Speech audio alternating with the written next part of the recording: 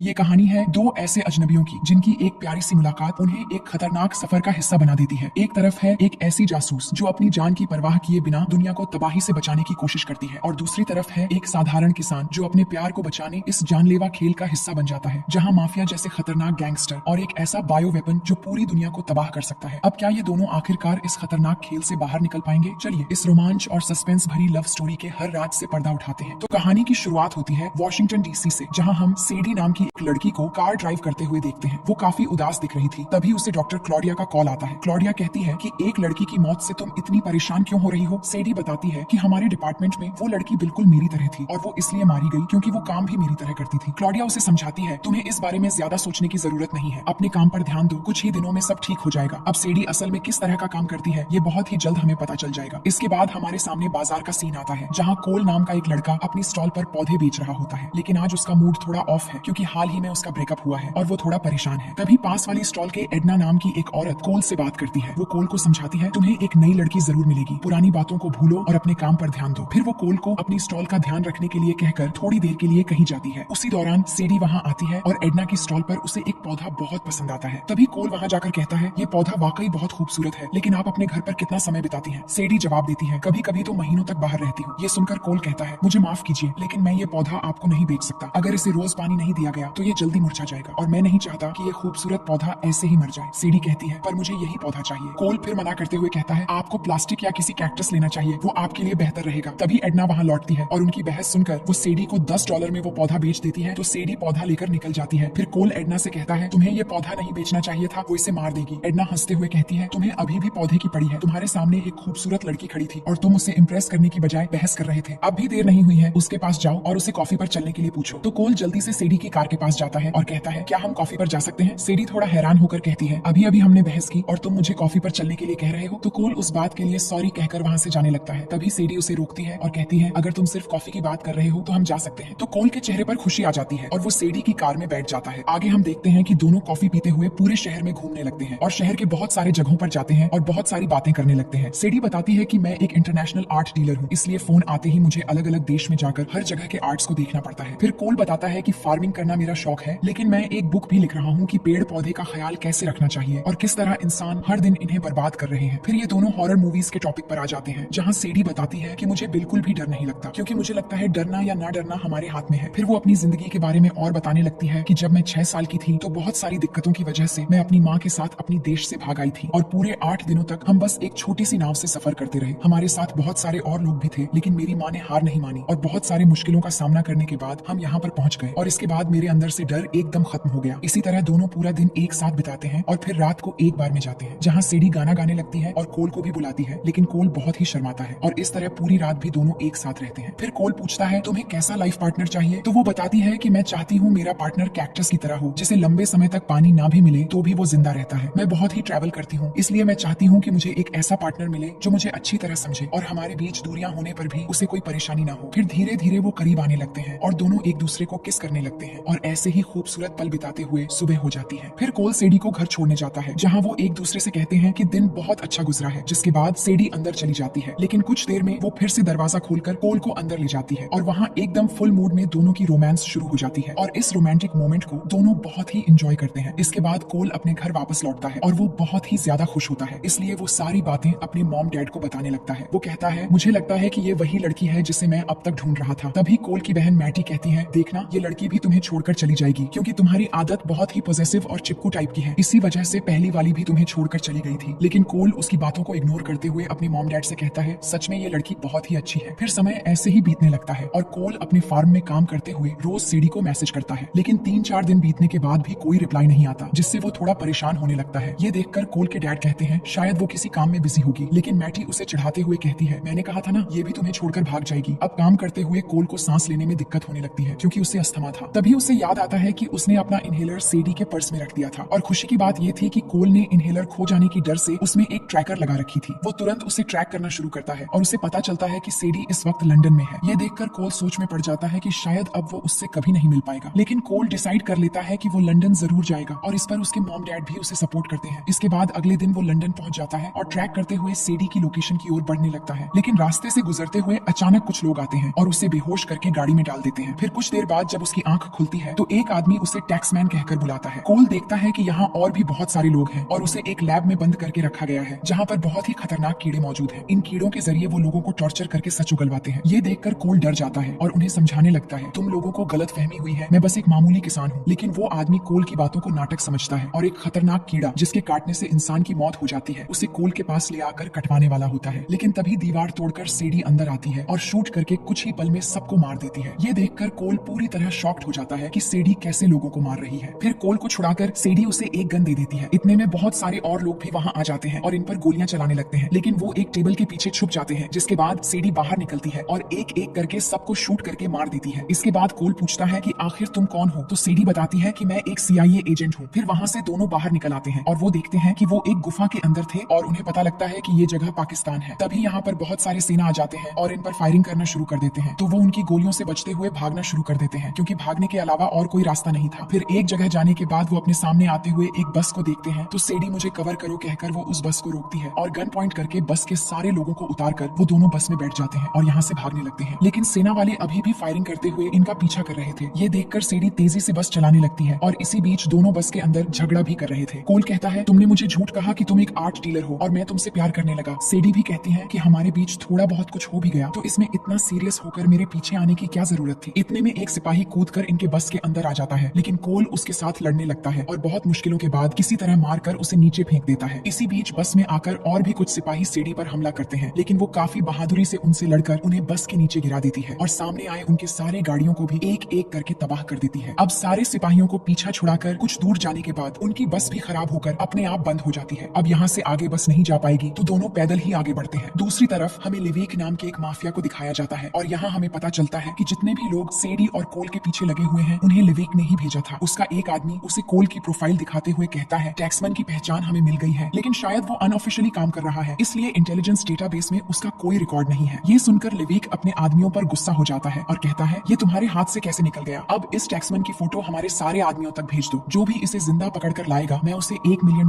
का इनाम दूंगा। इसके बाद सारे लोग कोल के पीछे लग जाते हैं। दूसरी तरफ हम कोल और सीडी को पैदल चलते हुए देखते हैं। कोल कहता है, मुझे वो लोग टैक्समैन समझकर मारने वाले थे, आखिर ये टैक्समैन है कौन। इस पर सीडी बताती है, वो लोग तुम्हें टैक्समैन समझ रहे हैं जबकि असली टैक्समैन मैं हूँ। क्या जरूरत थी तुम्हें यहाँ आने की, अब वो तुम्हें किसी भी हाल में ढूंढकर जान से मार सकते हैं। इसके बाद दोनों टैक्सी लेकर मार्को नाम के एक आदमी से मिलने जाते हैं। दरअसल सीडी मार्को के जरिए कोल को वापस अमेरिका भेजना चाहती थी। अब मार्को बाहर आकर सीडी से किस करते हुए मिलता है, जो कोल को बिल्कुल अच्छा नहीं लगता। असल में सीडी और मार्को किसी मिशन में एक साथ काम कर चुके थे। फिर मार्को और सीडी बात करना शुरू करते हैं और हमें पता चलता है कि सीडी यहाँ इसलिए आई थी क्योंकि उसे जानकारी मिली थी कि एस्टिक नाम का एक बायो वेपन जो बहुत ही खतरनाक हथियार है, इसे चुराने वाले लोग लिविक के ही आदमी हैं और इससे कई देशों को तबाह किया जा सकता है। और सीडी यहाँ कोल को बचाने के लिए नहीं बल्कि बायो वेपन को हासिल करने आई थी। ये जानकर कोल को और बुरा लगता है कि सीडी उसे बचाने के लिए नहीं आई थी। फिर सीडी मार्को से कहती है, तुम कोल को किसी भी तरह अमेरिका पहुंचा दो। तो मार्को इस काम के लिए मान जाता है और सीडी वहाँ से निकलने लगती है। इसके बाद मार्को भी कोल को लेकर निकलने वाला होता है, लेकिन तभी एक आदमी आकर मार्को को शूट कर देता है और उसने पहले ही सीडी को गन पॉइंट पर ले रखा था। फिर वो आदमी दोनों को चुपचाप आगे चलने के लिए कहता है, लेकिन थोड़ी दूर जाते ही लियोपर्ड नाम का एक आदमी आकर उस आदमी को मार देता है और सीडी और कोल को गन पॉइंट पर लेकर एक कार में ले जाकर बैठने के लिए कहता है। लेकिन कार में पहले से ही गॉड नाम का एक आदमी मौजूद था जो लेपर्ड को मार देता है और गन पॉइंट पर उन्हें कार चलाने के लिए कहता है। यहाँ गॉड बताता है, अब हर कोई तुम्हें पकड़ना चाहेगा क्योंकि लिविक ने तुम्हें पकड़ने के लिए $1 मिलियन का इनाम रखा है। अब थोड़ी दूर जाकर गॉड कार रुकवाकर दोनों को अपनी गाड़ी में जाने के लिए कहता है, लेकिन रास्ते में एक दूसरी गाड़ी आकर गॉड को उड़ा देती है, जिससे सीडी और कोल आजाद हो जाते हैं और किसी तरह एक गाड़ी लेकर निकल पड़ते हैं। अब रास्ते में कोल बताता है, जब उन लोगों ने मुझे पकड़ा था तब वो बार बार मुझसे किसी पासकोड के बारे में पूछ रहे थे, आखिर इसका मतलब क्या है। ये सुनकर सीडी गुस्से में कहती है, तुमने मुझे ये पहले क्यों नहीं बताया। तभी सीडी को एहसास होता है कि उस बायो वेपन में जो पासकोड है वो लिविक के लोगों को अभी तक नहीं मिला है और पासकोड के बिना वो उस वेपन को कहीं पर भी बेच नहीं सकते। और वो लोग ये समझ रहे थे कि कोल ही वो पासकोड जानता है, इसलिए लिविक ने कोल को पकड़ने के लिए $1 मिलियन